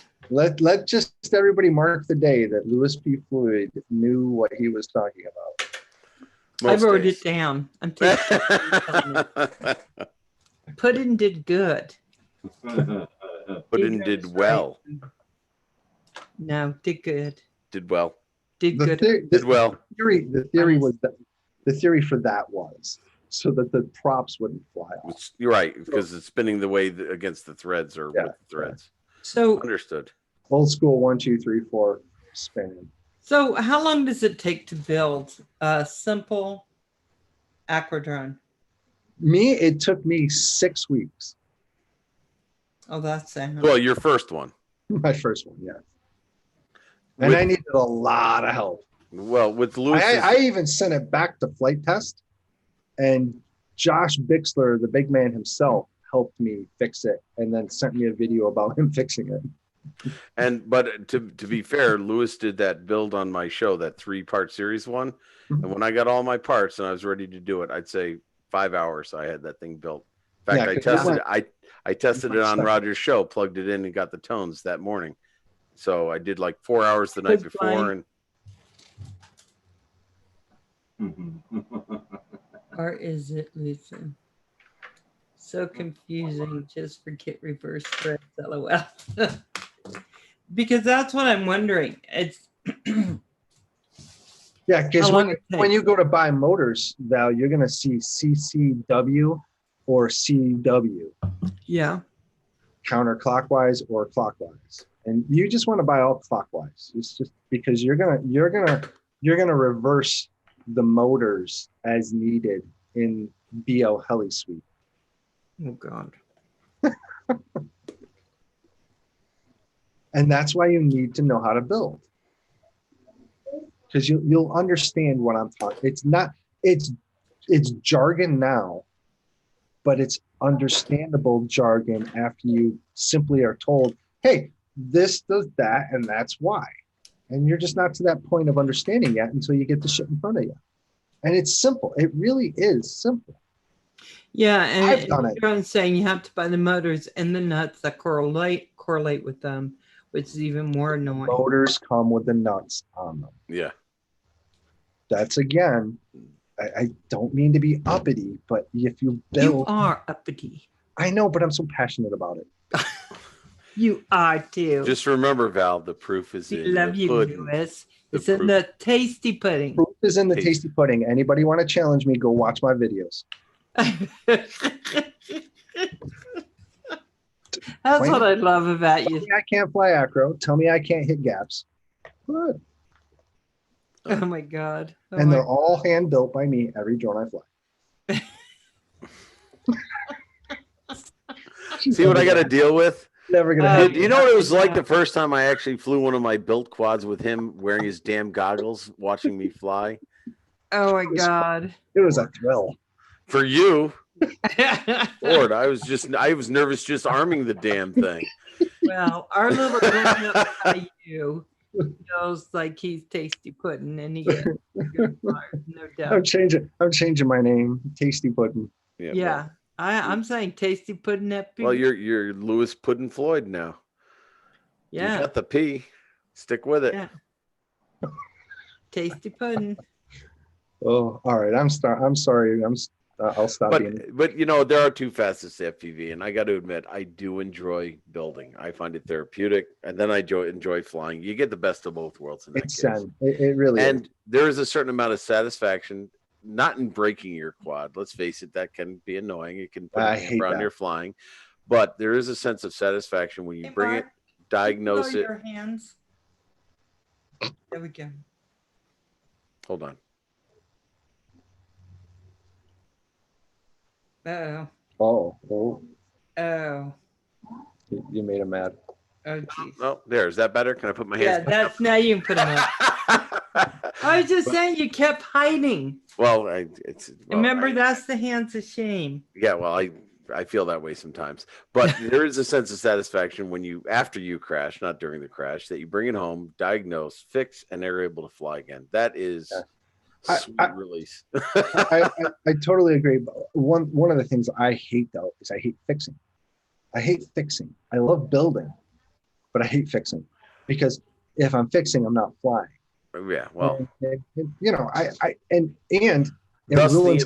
that's where the impatience comes in, or the patience comes in. Right, and again, I'm not patient. I want to get it fixed and done, and that's just, you know, that's a part of something that I personally have to overcome.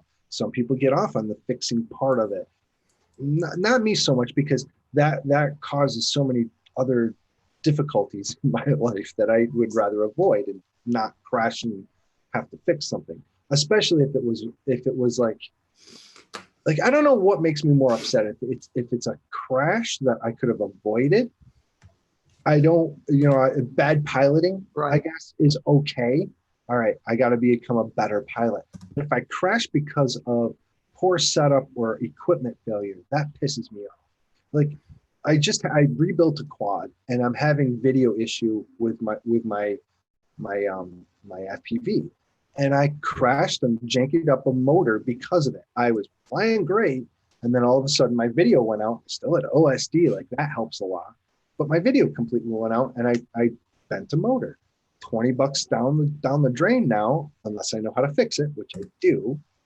But it's the time of fixing it, and then why did it fail on me? Now I got to get another camera. I'm not going to trust that camera, and that's just another part that becomes, should I throw it away? Should I give it away?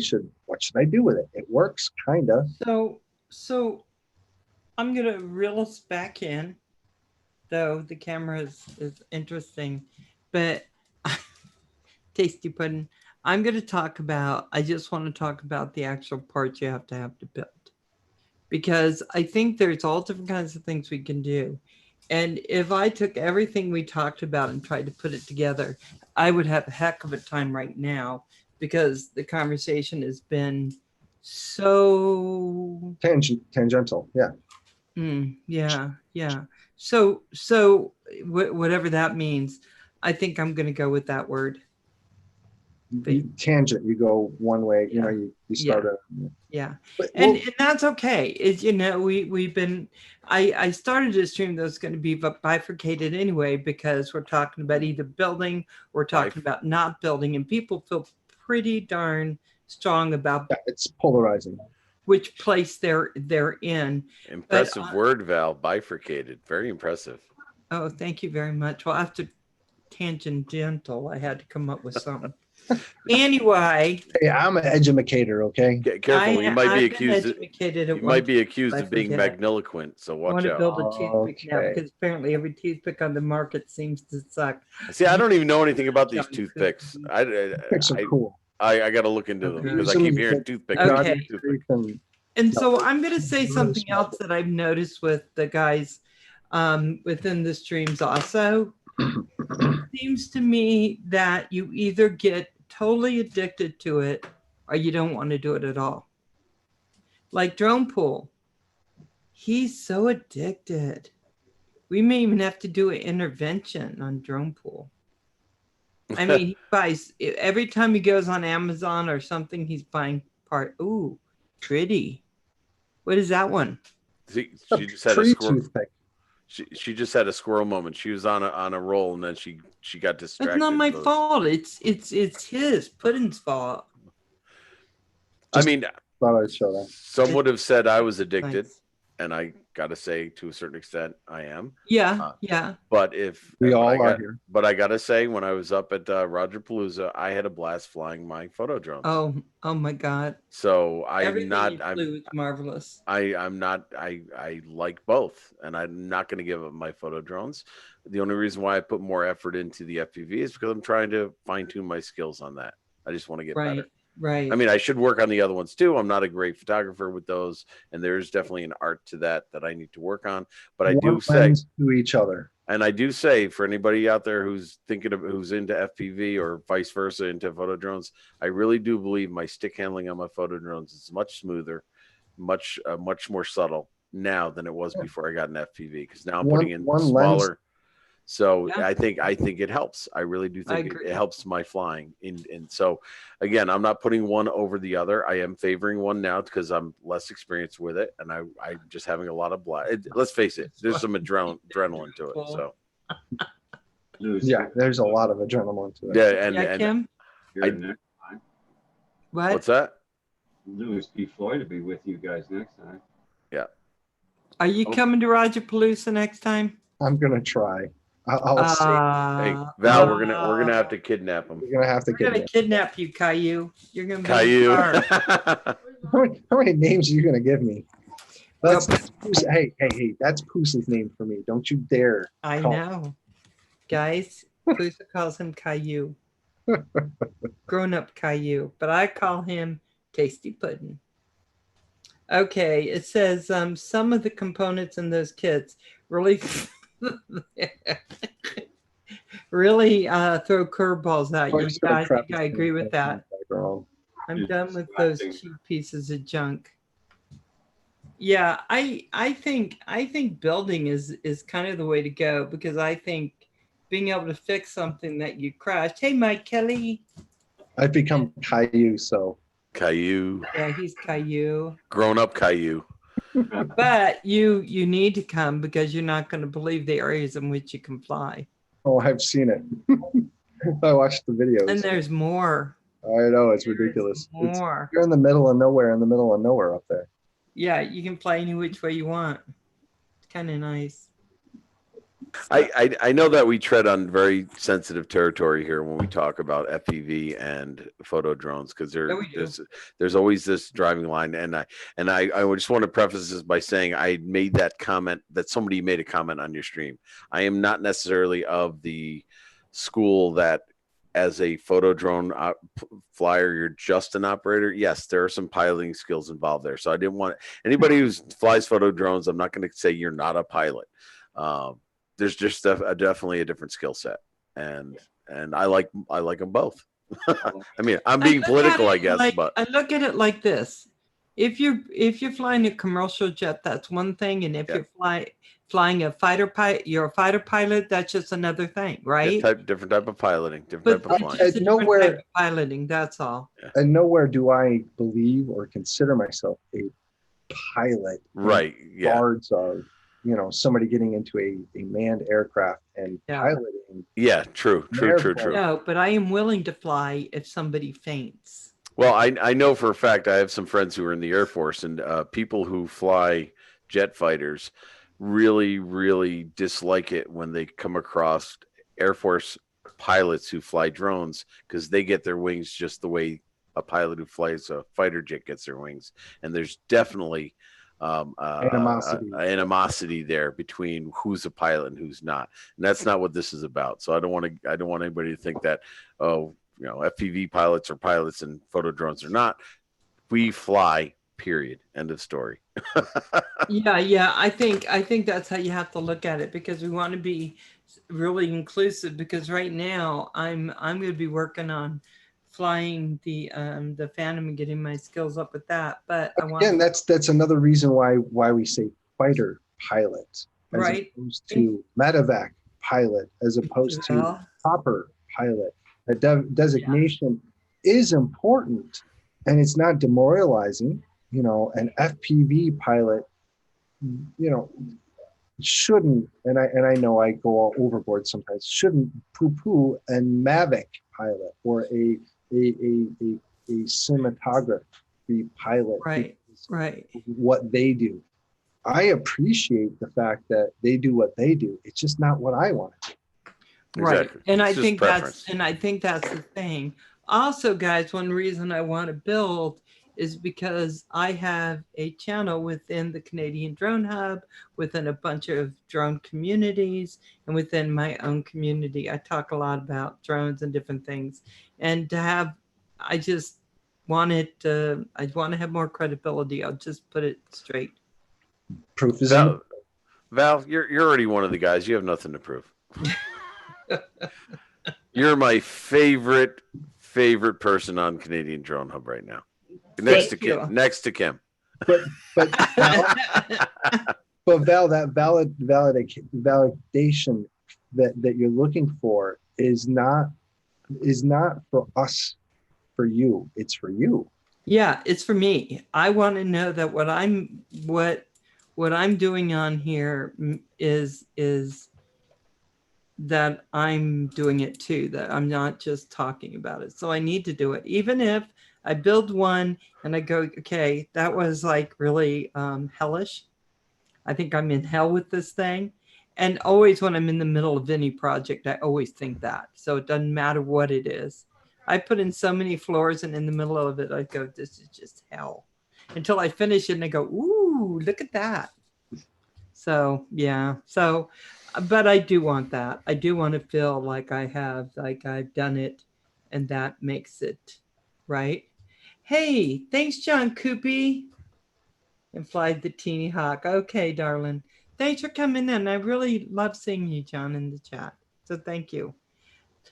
So I'm going to build. It doesn't matter. I'm going to build it. So it's just going to be what it is. But I do want to build something that is going to be somewhat simple to build, as simple as it can be for that has the parts that are going to be proper for it. So then when we beta flight it, I'm not going to be stuck with things that aren't working. Frame, motors, ESCs, flight controller. Yep. VTX, or excuse me, RX. Why not the VTX? Why the RX? Oh, okay. So I basically would build the drone without the FPV, maiden it to make sure it works and flies, then put the FPV on it so that I don't break the FPV if the drone breaks or doesn't fly right. Okay. So you're mitigating property damage when we do stuff like that. You know, build the drone first, get it to fly, sort of maiden it, then put the FPV on it to then go all out. Okay. And that would be kind of like a cost saver for you too, because once you're kind of getting used to how to fly at line of sight and in horizon mode, you know, and you know, you might not have money for the FPV yet. You know, you can still at least fly the drone and get used to it, and then get the money and put the FPV on afterwards. Okay. You know, as I've heard you correctly, you're trying to spread it all out. Right. And I want to I'm going to talk to Centroid after and Kim after the stream to talk about how I want to do that, because I want to do it where people can see me doing it. So if some of the gals in here and because I think most of the guys in here already do FPV builds, but I'm hoping that maybe if some of the gals want to, or I want to, I know. This is the least I have here about talk. Kim is quiet. Yeah, Kim is listening. He's so sweet. Let's see. Haha. The Eagle and Jeanette Pickering are coming too. Hopefully Ken and Jenny are free. And then we got the whole squad. Okay, are we talking about someone else's live stream in here, Steve? Or are we talking about No, he's going flying with fun Pixie's channel. He's just commenting on something. Nice. He's letting somebody take his Mavic out to sea. Oh. Yeah. If you want to see what happens to somebody who takes Mavic 2 Zoom or Pro out to sea too far and doesn't pay attention to battery, not that I feel bad for him. Take a look at Drone Bum. He had an awful experience with that. Yeah. Oh, Jeanette Pickering, so cool. Yeah, you'll have fun. I want to learn value. Yeah, with flight. So that's what I was thinking.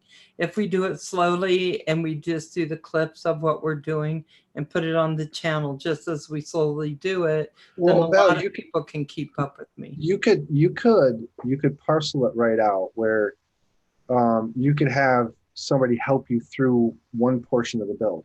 How about this for an idea? Let's say you co-op Mark to have him help you build the motors to the ESCs. One night you do an hour of that. You know, you're putting your motors on, you know, or you know, like, here's a better way. And Mark might be able to help you after you go off with this. Model trains. Figure out the lesson plan that I used with Mark. Okay, use that in the lineage and the video. Chop that up into little bits and assign yourself, okay, this is part 1, you know, motors, and I'm going to have Mark help me build this part. And then part 2 will be ESCs to flight controller or soldering the next part. And that'll be the next part that you might have like drone pool help you with, or someone like that. If you wanted to split it up and have other people come on and help you do that. It might be a little hairy, but it might be fun. And you know what? Don't think you got to get it all built in 2 shows, like he says.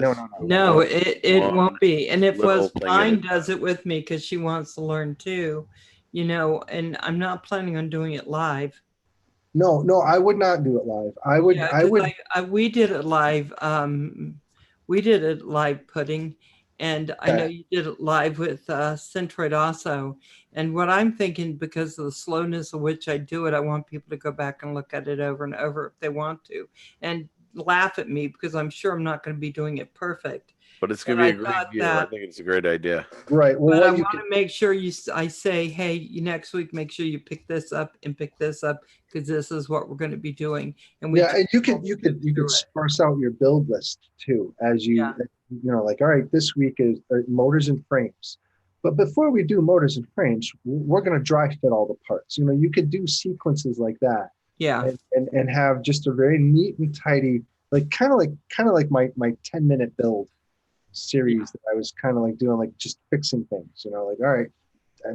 And I just want it super clean and super, this is what we're doing and this is what I have to do. Right. Doing it live was difficult to do it that way because I couldn't cut and edit, but you'll have the ability to you know, have at it. Let me say that I don't want to have to cut and edit, but I will say, but I will have to, because that's what I learned. That was the great thing, guys. When you want to do something live, I say go for it, do it, because you're going to learn so much from it. And what I learned with Louis P. Floyd in it is that when you go live, anything that you do, there it is. Anything I say, there it is. There is no way. Can't uncork that genie. You can't go back. But yeah, once the genie's out of that bottle, that genie's just running around. That's for sure. And so that's what I'm thinking. I'm thinking of just doing it slow and asking Mark to help me, Kim help me, maybe you help me. Of course, I love Joan Poole, so he's always welcome to be anywhere I am. So, but I'm just saying that I'm thinking if we do little pieces. Yeah, it always helps when you trim out the gray areas like right, Steve? That's all I'm saying. That's all I'm saying. Because I got a feeling that my soldering is going to leave a lot to be desired. I'm going to take a couple whacks at it. Mine sucked, so don't worry about it. And I've gotten a little better, but what's fine, I'll keep you informed in what I'm doing. Yes, like Kim? I told you, get a piece of junk radio or something and practice on a piece of junk. Oh, I have a board that I can just go after and all. That from where?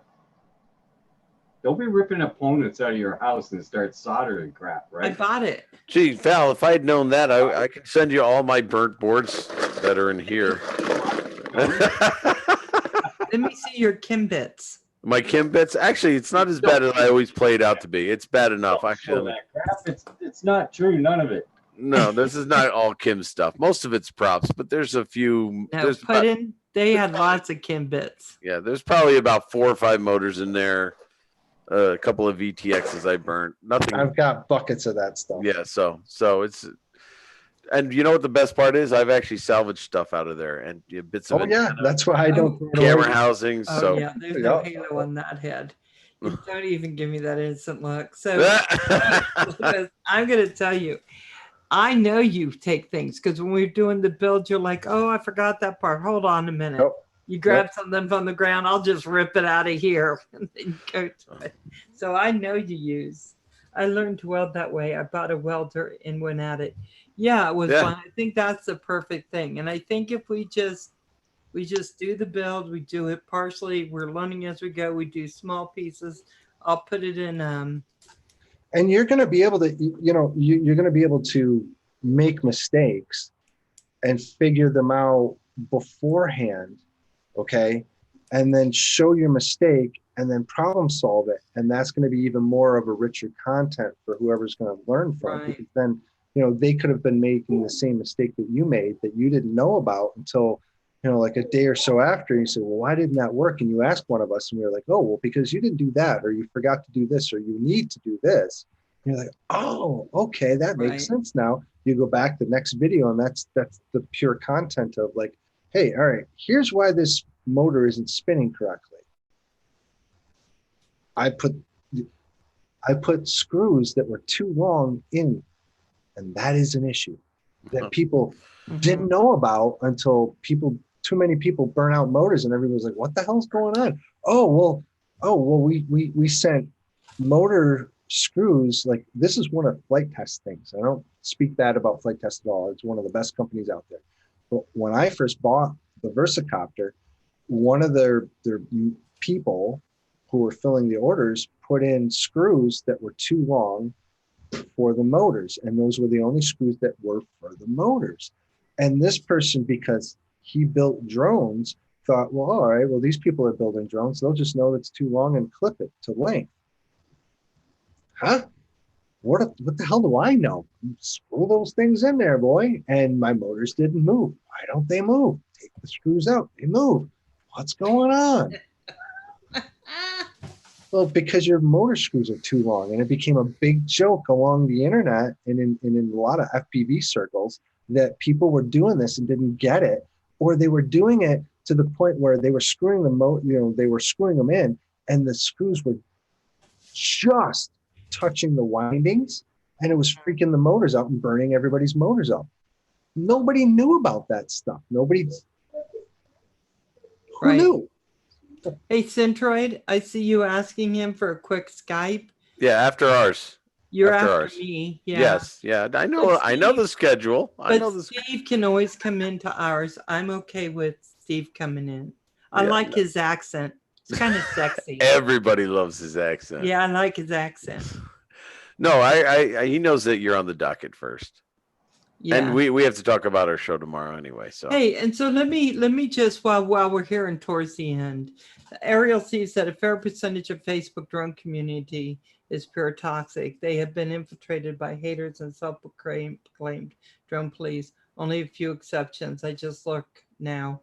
Don't give them ammo. So let me say this to that kind of thing. Just quick. When I do this build, there's going to be a lot of people that are going to be unhappy because I'm not going to do anything right, at least as far as they're concerned. It may be good enough for me. It won't be good enough for most of the people. But you know what? That's it's okay. That's hypocritical, though, because we all do things the wrong way at first. Sure. Everybody.